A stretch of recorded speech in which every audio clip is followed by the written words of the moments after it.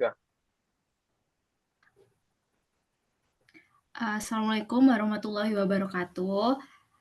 Selamat malam, teman-teman. Sebelumnya, kami dari kelompok 10 akan mempresentasikan laporan anggaran dari perusahaan Cafe Stay Lounge. Sebelum itu, perkenalkan saya sebagai moderator, Desvania Neunda Indrastika dengan NIM akhir 035, dan teman saya. Saya Zaki Aufa dengan NIM terakhir 339. Saya Nabila Fauzianisa dengan NIM akhir 034.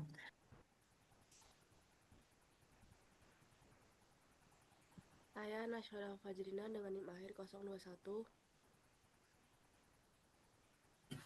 Eh, dan mungkin teman kami Haitam dikarenakan jaringannya kurang stabil. Muhammad Haitam dengan NIM terakhir 300. Oke, kita next ke slide selanjutnya saja ya.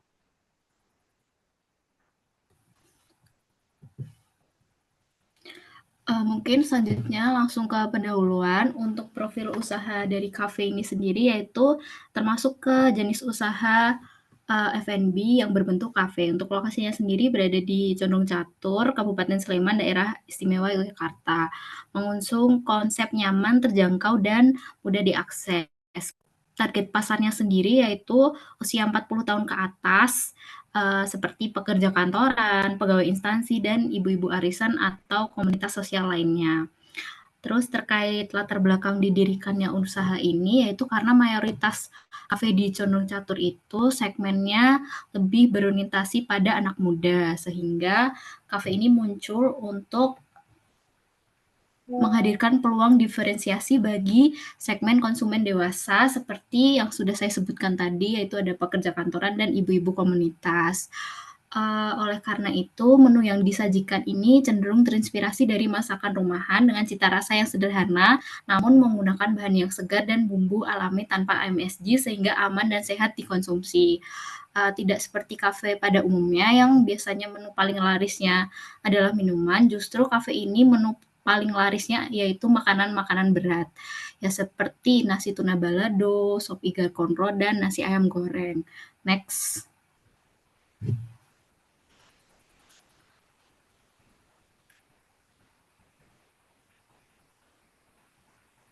Untuk struktur organisasi dan pembagian tugas Cafe Stay Lounge ini yaitu sebagai berikut. Di paling atas yaitu ada pemilik usaha, lalu di bawahnya ada store manager yang membawahi barista, kitchen staff, dan marketing. Lalu di bawah barista itu ada head barista, dan di bawahnya lagi ada barista, waiters, dan cleaning staff, serta kasir. Boleh di next.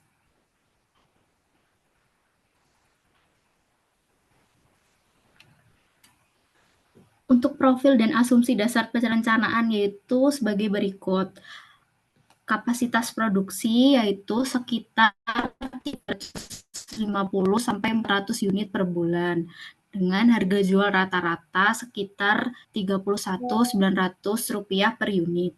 Lalu untuk proyeksi penjualan selama 1 tahun ke depan, pertumbuhan penjualannya itu diharapkan 50% per tahun dengan kebijakan persediaan 10% dari penjualan bulan berikutnya. Lalu ada biaya tenaga kerja rata-rata yaitu dengan biaya 10.000 per jam dan periode analisis kali ini yaitu pada bulan Januari dan sampai Desember 2026. Next.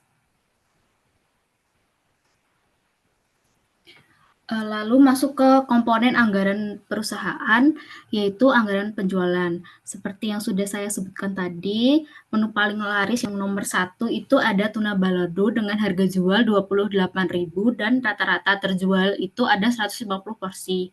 Nomor 2 itu ada sop iga konro dengan harga jual 37.000 dengan rata-rata terjual 100 porsi dan nasi ayam goreng dengan harga jual 30.000 dengan rata-rata terjual 70 porsi. Next, selanjutnya ada anggaran penjualan, boleh di next.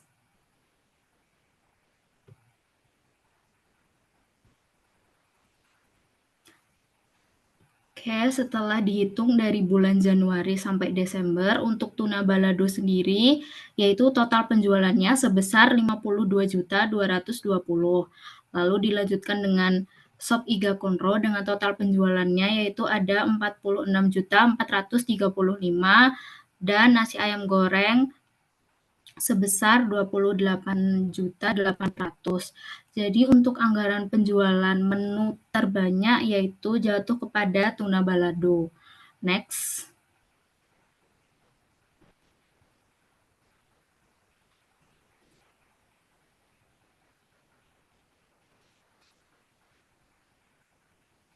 Oke, selanjutnya itu ada anggaran produksi dengan bulan Januari sampai Desember. Untuk cara penghitungannya sendiri yaitu dari penjualan ditambah dengan unit akhir persediaan yang diinginkan, lalu dikurangi dengan persediaan awal.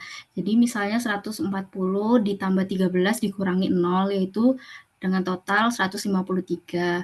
Lalu untuk tuna balado sendiri dari anggaran produksinya itu didapatkan sekitar 1.865. Lalu ada sop iga konro dengan total anggaran produksinya yaitu 1.255 dan nasi goreng ayam total produksi yang diperlukannya yaitu sebesar 960. Di sini tuna balado ini memang masih tertinggi di penjualan dan produksinya. Next akan dijelaskan oleh teman saya.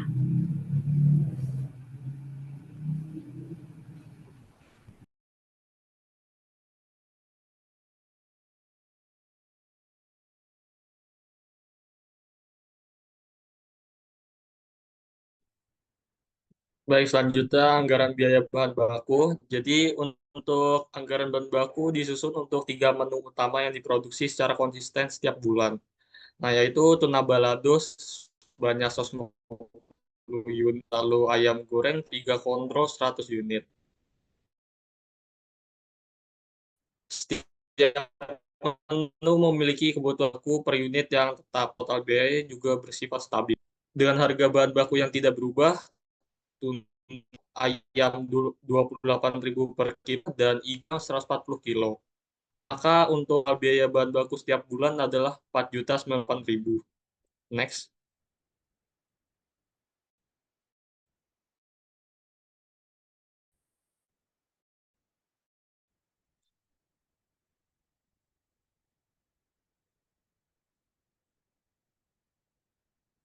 Lalu untuk biaya total selama setahun itu hasilnya 49.176.000.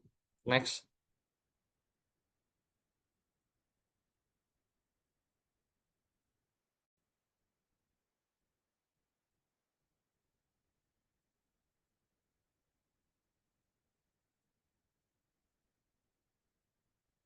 Selanjutnya adalah anggaran tenaga kerja langsung. Nah, jadi anggaran tenaga kerja langsung itu disusun untuk memastikan kebutuhan tenaga kerja dapat terpenuhi dalam proses produksi. Setiap bulan perusahaan memproduksi 300 unit dengan kebutuhan 1,25 per jam kerja per unit. Hingga total jam kerja per bulan adalah 375 jam. Tarif upah tenaga kerja tetap sebesar 2 juta rupiah per bulan. Sehingga total biaya tenaga kerja langsung setiap bulan mencapai 6 juta. Karena jumlah produksi jam kerja per unit dan tarif sepanjang tahun, maka total biaya tenaga kerja juga konsisten setiap bulan. Secara keseluruhan total jam kerja selama setahun mencapai 4.500 jam. Jadi untuk total hasil akhir biayanya 72 juta rupiah. Next.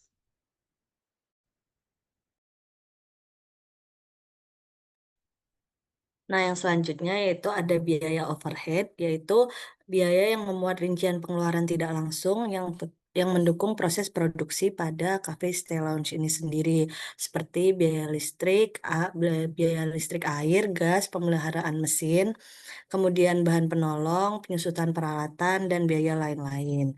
Nah, bisa dilihat dari tabel berikut bahwa pada usaha ini pengelolaan biaya overheadnya sudah cukup stabil dan efisien karena menunjukkan bahwa tidak adanya lonjakan pengeluaran besar. Dengan total pengeluaran setahun itu di sejumlah 24.790.000. Boleh di next. Nah, yang selanjutnya yaitu ada biaya operasional. Biaya operasional di sini sendiri ada gaji staf administrasi, kemudian iklan dan promosi, biaya transportasi operasional, dan biaya lain-lain. Nah, di sini juga biaya operasionalnya juga sudah cukup stabil.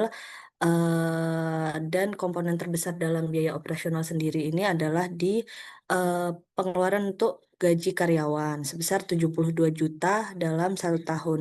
Dan untuk total keseluruhan dari biaya operasional sendiri ini di 82.800.000. Boleh di next.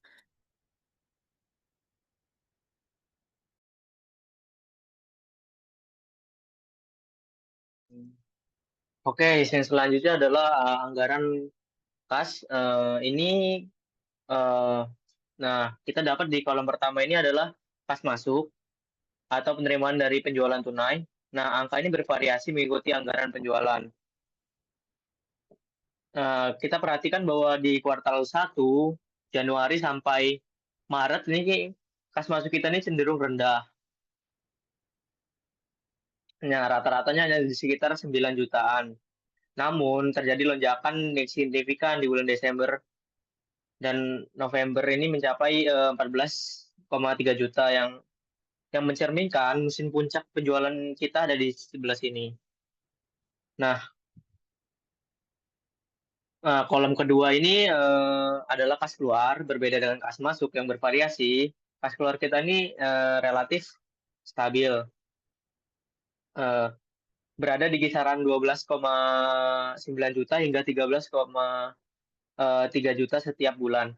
Nah, kuncinya di sini adalah melihat komponennya, yang mana hampir 10 juta dari angka ini adalah beban tetap yang sulit dihindari seperti gaji staf, pembelian bahan baku, bahan tetap yang tinggi. Nah, ini menciptakan tekanan yang luar biasa pada kas operasional kita. Yang selanjutnya adalah kenaikan dan penurunan kas. Jika kita bandingkan kas masuk dan kas keluar, kolom ini menunjukkan warna merah atau defisit yang mendominasi selama 11 bulan penuh. Dari Januari hingga November, kita ini mengalami penurunan kas bulan. Nah, artinya apa? Artinya kas keluar itu lebih banyak daripada kas masuk. Nah, puncaknya kita di Februari, yang mana kita defisit hingga 4,3 juta dalam 1 bulan. Nah, yang selanjutnya adalah eh,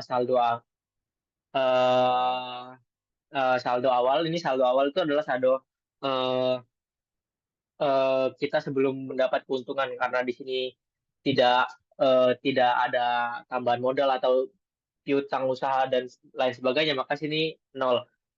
Oke, kita langsung aja masuk ke yang selanjutnya di kolom saldo akhir.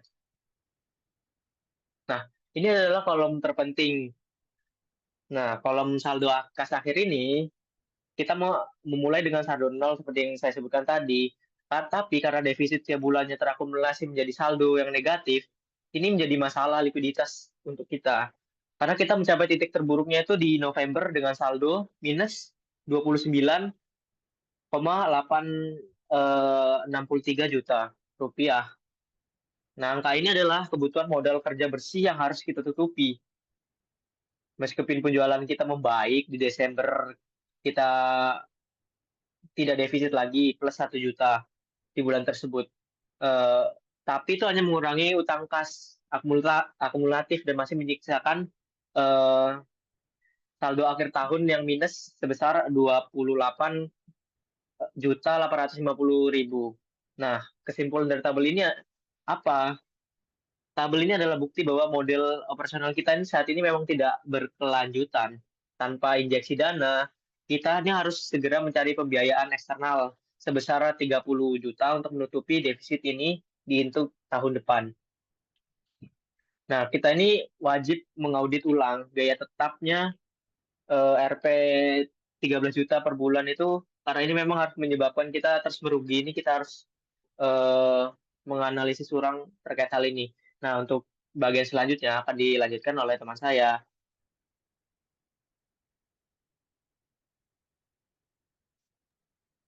Baik, untuk bagian selanjutnya adalah proyeksi laba rugi. Di sini untuk proyeksi laba rugi itu dihitung dengan mengkalkulasikan penjualan bersih. Penjualan bersihnya itu terdiri dari 3 menu yang paling utama tadi, dijumlahkan. Hasilnya itu ada 120 juta sekian, kemudian dikurangi harga pokok produksi. Harga pokok produksi ini terdiri dari harga bahan baku dan juga biaya overhead. Kemudian dikurangi, lalu ketemu laba kotor 53 juta sekian. Lalu dikurangi dengan biaya operasional yang termasuk dengan tenaga kerja langsung, itu langsung ketemu laba usahanya. Di sini nggak ada pendapatan atau beban lain-lain, dan juga karena labanya itu minus gitu ya. Jadi untuk pajak penghasilannya nol karena masih dalam rugi. Lanjut.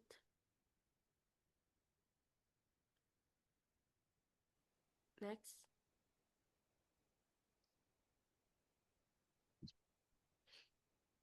Selanjutnya adalah proyeksi dari Neraca Cafe Stay Lounge. Jadi proyeksinya ini disusun berdasarkan informasi dari hasil perhitungan anggaran kas, serta hasil wawancara dengan pemilik usaha. Jadi hasil wawancara dengan pemilik usaha itu pemiliknya bilang kalau misalnya enggak dapat pinjaman dari bank, jadi full dari modal sendiri. Maka proyeksi anggaran neracanya yaitu karena kas terakhirnya itu minus tadi, jadi di sini dienolin dan ditutup oleh modal pemilik. Terus juga nggak ada akun piutang dan juga persediaan karena semua transaksinya tunai dan bahan bakunya langsung habis. Kemudian aset tetap itu ada berupa tanah, bangunan, dan juga peralatan, itu diestimasi sekitar 860 juta. Jadi neracanya di sini total asetnya 860 juta dan kewajiban serta modalnya juga 860 juta. Gitu, dengan catatan modal pemilik itu satu-satunya sumber pendanaan dan rugi berjalan di tahun tersebut adalah 29,31 juta yang mengurangi modal. Seperti itu. Lanjut. Next. Nah, jadi analisis akan dilanjutkan oleh rekan saya. Oke, mungkin kita masuk ke analisis dan kesimpulan berdasarkan proyeksi laporan penjualan yang tadi sudah dijelaskan oleh teman saya. Kita mendapat ini bahwa total penjualan setahunnya itu sebesar 127.455 juta rupiah atau sebesar 4.080 unit.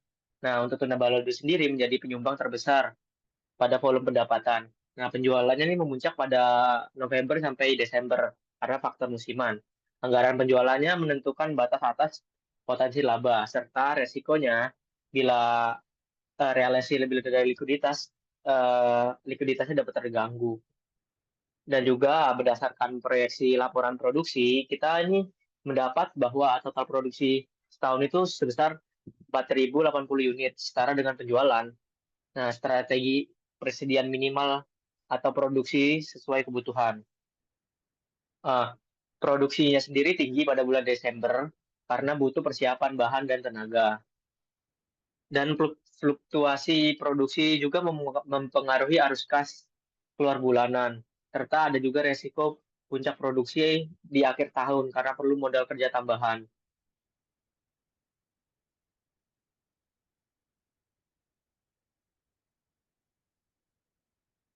Selanjutnya akan dijelaskan oleh teman saya.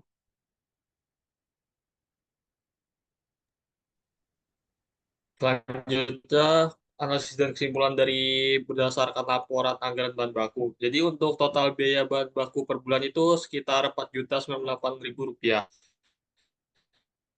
Nah, untuk terdiri dari 3 menu balado, ayam goreng, dan sop iga kontrol. Lalu untuk jumlah produksi tiap menu konsisten sepanjang tahun. Lalu untuk bahan baku dan harga per kilogram tetap setiap bulan. Selanjutnya, biaya bahan baku bulanan stabil tanpa fluktuasi. Selanjutnya, memudahkan penyusunan anggaran dan pengendalian Terakhir, menunjukkan proses produksi sudah terstandarisasi dan permintaan stabil. Lalu untuk proyeksi laporan tenaga kerja langsung, untuk produksi tetap 300 unit per bulan. Lalu untuk kebutuhan waktu kerja 15 jam per unit, total 300 jam per bulan. Lalu untuk upahnya tenaga kerja sekitar 2 juta rupiah per bulan. Untuk total biaya tenaga kerja bulanan sekitar 6 juta, lalu untuk total biaya kerja selama setahun 72 juta rupiah. Biaya bersifat stabil karena produksi dan jam kerja tidak berubah. Dan terakhir, memudahkan perencanaan keuangan, pengendalian biaya, dan selanjutnya akan dijelaskan oleh teman.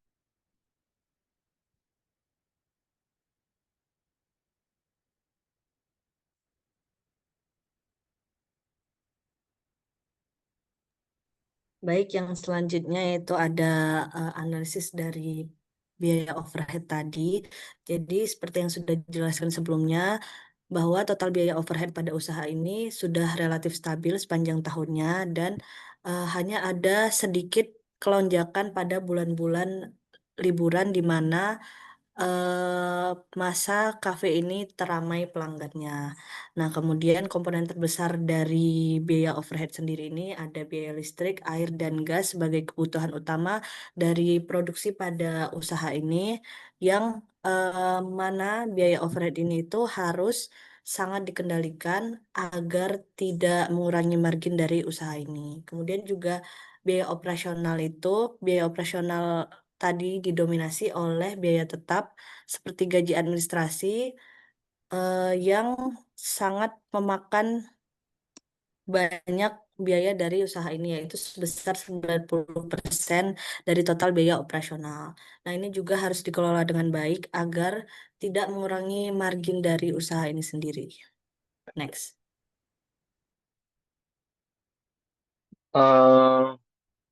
Oke, yang selanjutnya berdasarkan proyeksi anggaran kas, eh, anggaran kas stay launch. Nah, kita ini menghadapi defisit kas yang berlangsung setiap bulan kan. Meskipun terjadi peningkatan penjualan menjelang akhir tahun, jumlah kas yang masuk itu tidak cukup untuk menutupi kewajiban tunai seperti pembelian bahan baku, pembayaran gaji. Nah, defisit ini terus membesar hingga mencapai minus hampir 30 juta rupiah pada bulan November. Nah, kondisi ini menunjukkan bahwa secara operasional, kafe ini tidak memiliki likuiditas yang cukup untuk memenuhi kewajiban jangka pendeknya. Sorry. Nah, dengan kata lain, kafe ini berada dalam posisi resiko keuangan yang cukup serius. Nah, dari hasil proyeksi tersebut, langkah pertama yang harus dilakukan manajemen adalah untuk menutupi funding gap atau kesenjangan pendanaan sekitar 30 juta rupiah. Nah, dana ini harus diamankan di awal tahun agar operasional kafe tetap berjalan tanpa gangguan. Sumbernya bisa berasal dari pinjaman modal kerja ataupun dari tambahan setoran dari modal pribadi. Nah, selain itu, perusahaan juga perlu meninjau ulang struktur biaya tetap, terutama gaji staf yang menjadi salah satu beban terbesar. Nah, di sisi lain, peningkatan penjualan melalui strategi pemasaran yang lebih agresif pada kuartal pertama dan kedua itu sangat diperlukan agar kafe ini dapat memperbaiki arus kasnya lebih cepat dan mengurangi ketergantungan pada pembiayaan eksternal. Next.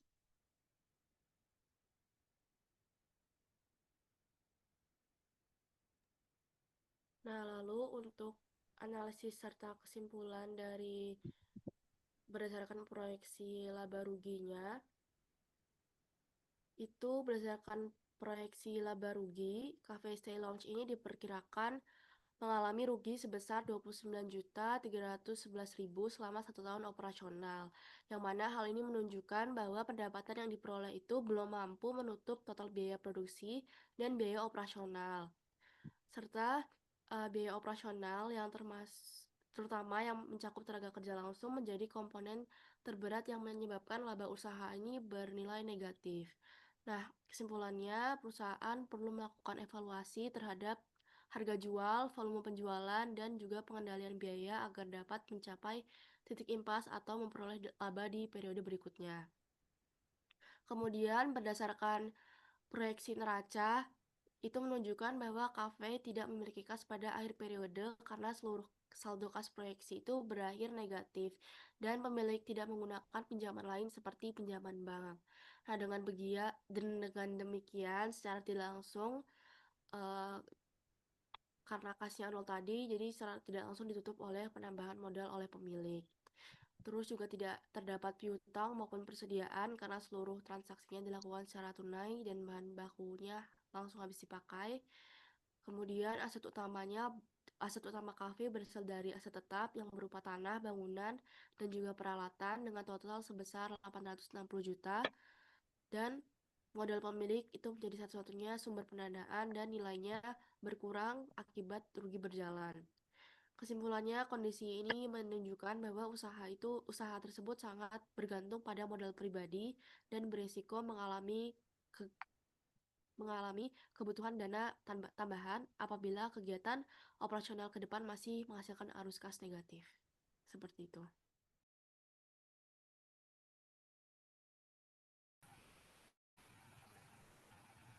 Mungkin boleh di next.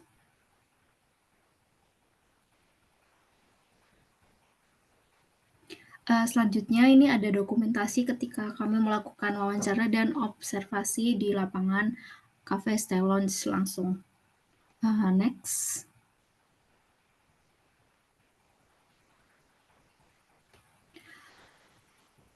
Mungkin sekian itu saja presentasi dari kelompok 10. Saya tutup. Wassalamualaikum warahmatullahi wabarakatuh.